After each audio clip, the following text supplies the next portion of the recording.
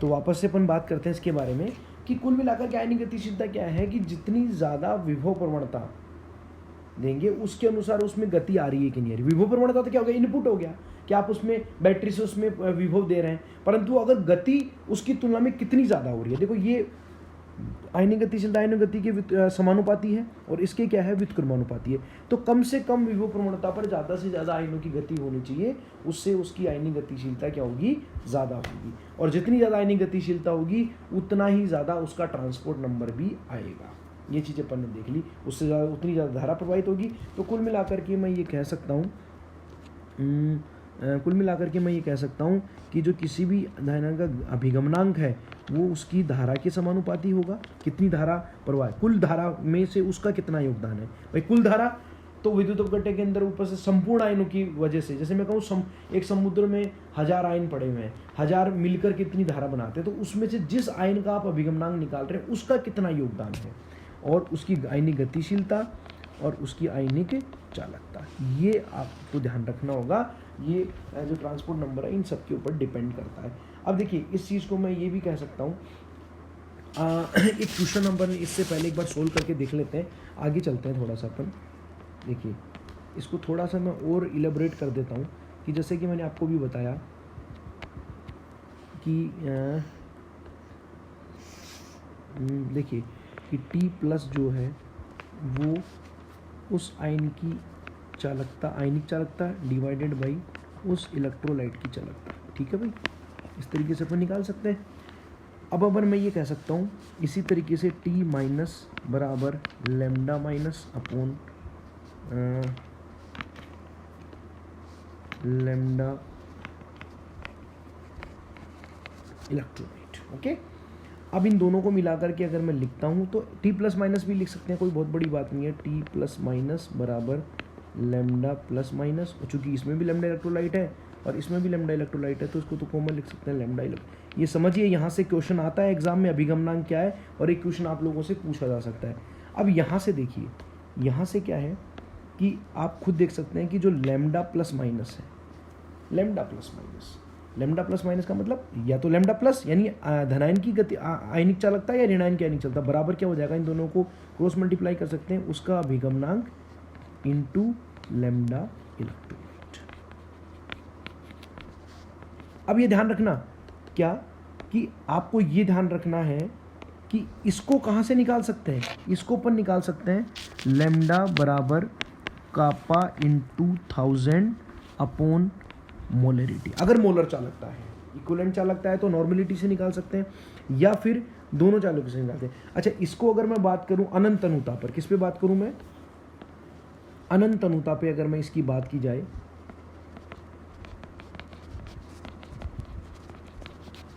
अनंत अनुता पे, तो अनंत अनुता पे क्या हो जाएगा, ये देखिए अनंत अनुता के ऊपर हो जाएगा आपका उस धनायन या ऋणायन की अनंत अनुता के ऊपर मोलर चालकता बराबर अभिगमनांक अनंत अनुता के ऊपर और इनटू लैम्डा इलेक्ट्रोलाइट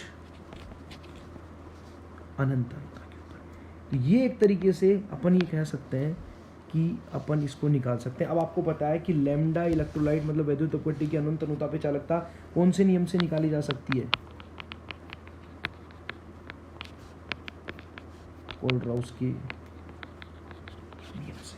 किसके नियम से निकाली जा सकती है, कोलराउस के नियम से। वो क्या होती है, लैम्डा इनफाइनाइटी इलेक्ट्रोलाइट बराबर लैम्डा इनफाइनाइटी प्लस लैम्डा इनफाइनाइटी माइनस। इस तरीके से अपन निकाल सकते हैं और इस फॉर्मूले से हम किसी भी इन फॉर्मूले को मिला करके कभी ये दे दिया कभी वो दे दिया, अब इस तरीके से अपन निकाला जा सकता है। ये आपको ध्यान रखने वाली बात है कि किस तरीके से हम इसको निकाल सकते हैं। इसको मैं अभी एसएसएन के अंदर ही क्वेश्चन दूंगा जिसको आप सोल्व करके बताएंगे, मेरे नेक्स्ट वीडियो में मैं उसको सोल्व करूंगा।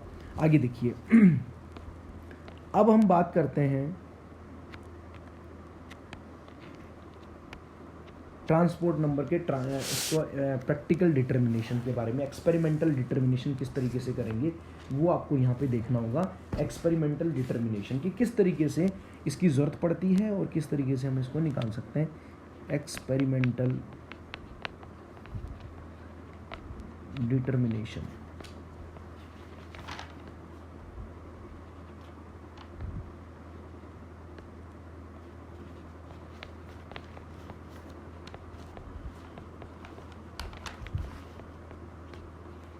एक्सपेरिमेंटल डिटर्मिनेशन कैसे करेंगे? एक्सपेरिमेंटल डिटर्मिनेशन देखिए,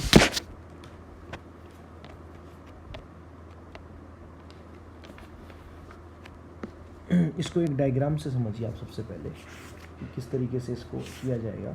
आप इसको डायग्राम से समझ सकते हैं। मैं एक डायग्राम बना करके आपके सामने इसको प्रेजेंट कर रहा हूँ।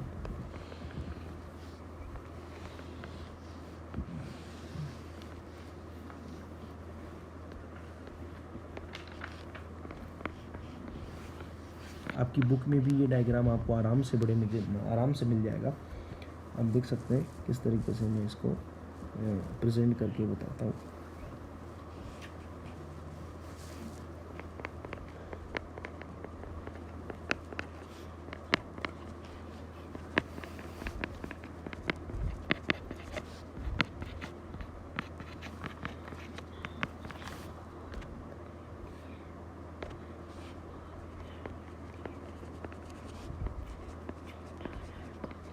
देखते जाइए, ये इनिशियल स्थिति। देखिए मैं इसको यहाँ पे बना रहा हूँ, इसको एनोड, ये क्या है और ये है, इसके ऊपर आपका प्लस चार्ज है और इसके ऊपर नेगेटिव चार्ज है। ये मध्य भाग है। ये कौन सा भाग है? मध्य। ये फर्स्ट कंडीशन हो गई, ये सेकंड, ये थर्ड और ये फोर्थ। अब देखिए इसमें क्या होने वाला है। मैं एक बार पूरा डायग्राम बना लूँ पहले एक बार, उसके बाद में अपन डिस्कस करेंगे।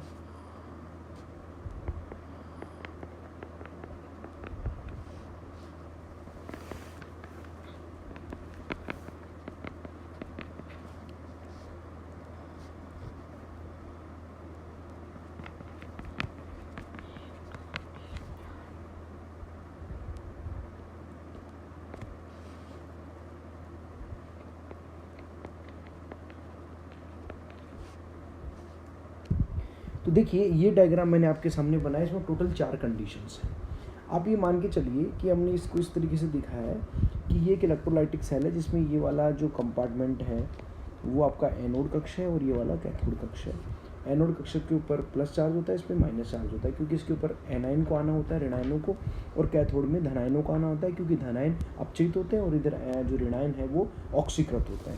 अब ये मान के चलो कि शुरू वाली कंडीशन के अंदर अपन ने 4 युग्म धनायन और ऋणायन के युग्म एनोड कंपार्टमेंट में लिए हैं और 4 ही युग्म ये वाले 4 एनोड में और 4 ही युग्म प्लस माइनस के कैथोड में लिए हैं और ये 4 युग्म जो हैं वो और 5 युग्म जो हैं वो अपन ने मध्य भाग में लिए। ये प्राइमरी कंडीशन है। अब देखिए अपन ये सपोज करते हैं कि सपोज 2 जो ऋणायन हैं वो कैथोड से एनोड की तरफ चलते हैं। ये देखो 2 कम हो गए ना, यहाँ पे कम हो गए 2, यहाँ पे 2 नहीं है, 2 चल करके इधर आते हैं तो इधर कितने बच गए? इधर तो 2 बच गए, इधर कितने हो गए? 6 हो गए टोटल। 4 और 2 6 आ गए क्योंकि ऋणायन ही तो आएंगे एनोड की तरफ। अरे भाई इधर तो जा नहीं सकते क्योंकि इधर माइनस ऋणायन पे माइनस चार्ज होता है, यहाँ पे माइनस, तो माइनस माइनस को थोड़ी ना आकर्षित करेगा, वो तो प्रतिकर्षित करेगा। तो ऋणायन इधर से इधर जा रहे हैं और यहाँ पे 2 ज़्यादा हो गए। अब इससे क्या होगा? देखिए यहाँ पे 2 ऋणायनों की अधिकता हो गई तो इधर 2 धनायनों की अधिकता हो गई। पहले तो युग्म बन करके उदासीन थे, लेकिन चूंकि 2 ऋणायन इधर आ गए तो 2 ऋणायन इधर बढ़ गए तो 2 धनायन अपने आप ऑटोमेटिकली एक्स्ट्रा हो गए। तो ये 2 धनायन एक्स्ट्रा होने की वजह से इस कैथोड पे जाकर के अपचयित हो जाएंगे क्योंकि इनके साथ वाला ऋणायन उधर चला गया। तो ये 2 धनायन जाकर के किस पे अपचयित? भाई पहले तो माइनस के साथ में यहाँ पे बैलेंस हो रखा था, अब चूंकि माइनस यहाँ नहीं है तो ये धनायन इस पे जाकर के क्या हो जाएंगे? अपचयित हो जाएंगे। तो इस कैथोड के ऊपर कितने आयन अपचयित हुए? 2 धनायन अपचयित हुए। इधर कितने अपचयित होंगे? 2 ऋणायन अपचयित होंगे। तो देखो इधर भी आयनों की संख्या समान रूप से ऑक्सीकृत हुई और इधर भी कितनी हुई? 2 ही धनायन इधर अपचयित हो गए और इधर 2 ऋणायन ऑक्सीकृत हो गए समान संख्या में। मध्य भाग में कोई फर्क नहीं पड़ा था कि वो इधर से घूमते हुए आए हैं, ऐसा नहीं है कि सीधा इधर से इधर आ गए, ऐसा नहीं है, इधर से ही आए हैं। मध्य भाग में कोई कमी नहीं है, वही 5 धनायन और 5 ऋणायन है। इससे क्या पता चलता है कि देखो समान संख्या में इधर ऋणायन ऑक्सीकृत हुए, इधर धनायन अपचयित हुए, परंतु विद्युत अपघट्य की सांद्रता में कमी भिन्न भिन्न होगी। कैसे? यहाँ पे देखो, यहाँ पे केवल 2 ही युग्म बचे हैं प्लस प्लस और माइनस माइनस के, जबकि यहाँ पे कितने युग्म बचेंगे? 4 बचेंगे। तो समान संख्या में अपचयन और ऑक्सीकरण होने के पश्चात भी, समान संख्या में इधर भी दो ऋणायन ऑक्सीकृत हुए, ऑक्सीकृत हुए, और इधर दो धनायन अपचयित हुए, दोनों दो दो हुए, परंतु फिर भी विद्युत अपघट्य की सांद्रता में कमी होगी। क्यों? इधर 4 विद्युत अपघट्य के युग्म है और इधर 2 ही विद्युत अपघट्य के युग्म है। तो धनायन कैथोड और एनोड के अंदर भिन्न भिन्न हो गया कि नहीं हो गया। अब अपन ये बात करते हैं कि सपोज करो 2 धनायन कैथोड की तरफ जाएंगे। क्यों? ऑब्वियसली कैथोड के ऊपर जाएंगे, कैथोड पे नेगेटिव चार्ज होता है, धनायन के ऊपर कौन चार्ज होता है? प्लस चार्ज होता है। ये इधर चले गए, तो देखिए इधर 2 धनायनों की कमी हो गई और इधर 2 धनायन एक्स्ट्रा हो गए कि नहीं हो गए? बिल्कुल 2 धनायन एक्स्ट्रा हो गए। इससे क्या होगा, आप ये देख सकते हैं कि यहाँ पे 4 धनायन जो हैं एक्स्ट्रा हो गए, क्योंकि 2 ऋणायनों से बैलेंस हो गए, 4 एक्स्ट्रा है, और यहाँ पे 2 धनायन 2 ऋणायन से बैलेंस हो गए, तो इधर ये 4 धनायन जो है, ऋणायन जो है वो एक्स्ट्रा हो गए। तो यहाँ पे कितने ऋणायन ऑक्सीकृत होंगे? 4, और इधर भी कितने ऑक्सीकृत होंगे? 4, इधर भी 4 और इधर भी 4। समान संख्या में ऋणायन और धनायन ऑक्सीकृत और अपचयित हो रहे हैं, परंतु आप देख सकते हैं यहाँ पे एक कॉन्सिडेंस ऐसा बना है कि विद्युत अपघट्य की सांद्रता में भी बराबर कमी हुई है। ये अलग अलग कंडीशंस पे डिपेंड करता है। यहाँ पे भी विद्युत अपघट्य की मात्रा कितनी बची है? 2 धनायन 2 ऋणायन, मतलब 2 युग्म, और इधर भी कितनी बची है? 2 धनायन और 2 ऋणायन। अब देखिए दूसरी बात ये आती है, ये बात जब थी जब दोनों की जो गतिशीलता है वो समान हो। अब यहाँ पे देखो, अगर दोनों एक साथ मूव करें, दोनों एक साथ क्या करें? मूव करें, धनायन भी मूव करे और ऋणायन भी मूव करे, परंतु धनायन की गति ऋणायन की गति से ज्यादा हो। मतलब देखो, आप देख सकते हैं यहाँ पे 2 ही धनायन बचे हैं, मतलब एक ऋणायन इधर आए, क्योंकि यहाँ पे टोटल पहले इस कंडीशन से बात करते हैं, यहाँ पे कितने हैं? 4, और यहाँ पे कितने हैं? 3, मतलब एक ऋणायन इधर निकल करके आए, इतनी देर में यहाँ से 2 धनायन, देखो 1 और 1 2, ये दोनों यहाँ पहुंच गए। तो यहाँ पे धनायन तो कितने हो गए? 6, और ऋणायन कितने बचेंगे? 3, क्योंकि 4 में से 1 निकल गया ना, तो इधर ऋणायन कितने हो गए? 5। अरे भाई पहले 4 थे, एक ऋणायन इधर आ गया तो कितने हो गए? 5, और इधर से 2 धनायन चले गए तो इधर कितने हो गए? 6, 4 की जगह। तो कहने का मतलब यदि धनायन और ऋणायन की आयनिक गतिशीलताएं भिन्न भिन्न हों तो क्या होगा? तो देख सकते हैं आप कि यहाँ पे 3 ऋणायन इसके ऊपर आके ऑक्सीकृत होंगे, क्योंकि ये 2 तो युग्म बन जाएंगे ना, ये वाले तो युग्म बना लेंगे इस तरीके से, और ऐसे ये 3 युग्म बना लेंगे, ये वाले। तो इधर कितने धनायन मुक्त हुए? 3, और इधर भी कितने ऋणायन मुक्त हुए? 3। मतलब ऋणायनों की और धनायन की संख्या फिर भी क्या होगी? सेम। तो इससे ये निष्कर्ष निकलता है कि चाहे धनायन और ऋणायन की गति सेम हो, चाहे धनायन और ऋणायन की गति भिन्न भिन्न हो, मतलब जितने समय में एक ऋणायन कैथोड से एनोड में पहुंचता है, उतनी देर में यदि 2 धनायन, ये वाले 2 धनायन इधर पहुंच जाते हैं, तो भी दोनों तरफ समान मात्रा में, समान संख्या में धनायन और ऋणायन जो हैं अपचयित और ऑक्सीकृत होते हैं। इससे मतलब ये निकलता है कि जब भी अपन किसी भी इलेक्ट्रोलाइटिक सेल के अंदर विभवांतर उत्पन्न करते हैं, तो जो विपरीत आवेशित इलेक्ट्रोडों के ऊपर धनायन और ऋणायन की मुक्त होने वाली संख्या समान होती है, परंतु किसी भी इलेक्ट्रोड के चारों तरफ, चाहे वो एनोड हो चाहे वो कैथोड हो, उसके चारों तरफ विद्युत अपघट्य की सांद्रता में कमी जो है वो भिन्न भिन्न हो सकती है। विद्युत अपघट्य की सांद्रता में क्या हो सकती है? कमी जो है वो भिन्न भिन्न हो सकती है। कमी क्यों होगी? अरे भाई जब ऋणायन जाके इसके ऊपर अपचयित हो जाएंगे तो यहाँ से तो निकल जाएंगे ना, यहाँ से खत्म हो जाएंगे, तो कमी हुई ना। इधर से धनायन यहाँ पहुंच जाएंगे तो यहाँ पे भी कमी हो गई। तो विद्युत अपघट्य का मतलब होता है 1 प्लस और 1 माइनस, वही एक युग्म है। अगर केवल प्लस होगा तो उसको धनायन बोलेंगे, केवल माइनस होगा तो उसको ऋणायन बोला जाएगा। क्लियर है भाई सब लोगों को? तरीके से हम कह सकते हैं। तो इसको देखो मैं दूसरे डायग्राम से आपके सामने रखता हूँ।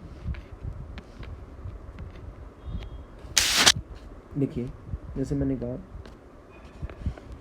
ये इलेक्ट्रोड है, ये इलेक्ट्रोड है, तो यहाँ पे जो प्लस और माइनस थे ये तो पहुँच के अपचय ऑक्सीकृत, जैसे ये एनोड, ये आपका एनोड है, ये कैथोड है, तो जो आयन पहुँच के ऑक्सीकृत अपचयित हो गए तो वो तो उस विलयन में से निकल चुके हैं, यहाँ पे नहीं है। परंतु अब ये जो इलेक्ट्रोड है इसके चारों तरफ जो बच गए, जो अपचयित ऑक्सीकृत नहीं हुए, उसको बोलते हैं अपन विद्युत अपघट्य की सांद्रता में कमी। तो वो कमी भिन्न भिन्न हो सकती है, परंतु उस इलेक्ट्रोड पे ऑक्सीकृत या अपचयित, ऑक्सीकरण होता है एनोड पे, अपचयन होता है कैथोड पे, होने वाली आयनों की संख्या समान होगी, परंतु उसके चारों तरफ जो इकट्ठा हुआ है विद्युत अपघट्य, उसकी सांद्रता भिन्न भिन्न हो सकती है। कहने का मतलब क्या हुआ? ये सारा का सारी जो कहानी है वो इस बात पे डिपेंड करती है कि उस धनायन या ऋणायन का ट्रांसपोर्ट नंबर क्या है। क्योंकि आपने अभी उस पिछले डायग्राम से देखा नहीं कि आपने, अरे भैया आपने क्या देखा फिर, ये यही तो बता रहा है, ये आपको यही तो बता रहा है कि जब दो धनाएं निकल करके इधर जाते हैं या दो ऋणाएं निकल करके इधर आते हैं, भाई दो धनाएं इधर निकल के जा रहे हैं, दो धनाएं निकल के इधर जा रहे हैं या दो ऋणाएं इधर निकल के जा रहे हैं, या धनाएं और ऋणाएं दोनों ही एक दूसरे की विपरीत दिशा में जा रहे हैं भिन्न भिन्न अधिगतिशीलता से, तो भी उनके इलेक्ट्रॉनों पर ऑक्सीकरण अपचित होने की संख्या समान होती है, परंतु विद्युत अपघट्य में की जो सांद्रता है उसमें अलग अलग प्रकार की कमी देखने को मिल सकती है। और वो किस वजह से हो सकती है, वो ये डिपेंड करता है इस बात के ऊपर कि उस धनायन का ट्रांसपोर्ट नंबर कितना है और ऋणायन का ट्रांसपोर्ट नंबर कितना है। क्यों? क्योंकि ट्रांसपोर्ट नंबर किस पर डिपेंड करता है, उस आयन की आयनिक चालकता के ऊपर, उस आयन की गतिशीलता के ऊपर और उस आयन के द्वारा प्रवाहित धारा के बराबर। मैंने आपको बताया ना T+, ये अभी देखिए आपके सामने मैंने अभी लिखा था पूरा, ये रहा, ये वाला इक्वेशन आप देख सकते हैं, अभी मैंने आपको जो बनाया था ये वाला इक्वेशन, T+ उसकी धारा के समानुपाती होता है, उसकी आयनिक गतिशीलता के समानुपाती होता है और उसके आयनिक चालकता के बराबर होते हैं। तो इस तरीके से हमने ट्रांसपोर्ट नंबर के बारे में काफ़ी डिटेल में डिस्कशन किया है। और अब नेक्स्ट टॉपिक में मैं आपसे बात करूँगा हिटोर्फ नंबर, हिटोर्फ विधि और चल सीमा विधि। आई थिंक मेरे ख्याल से मैंने काफ़ी मेहनत करके वीडियो बनाया, आप इसको आई थिंक समझ गए होंगे। फिर भी अगर आपके कोई क्वेश्चंस होते हैं तो आप मेरे से पूछ सकते हैं ग्रुप के अंदर या टेलीफोनिकली, जैसा आप चाहें। Thank you.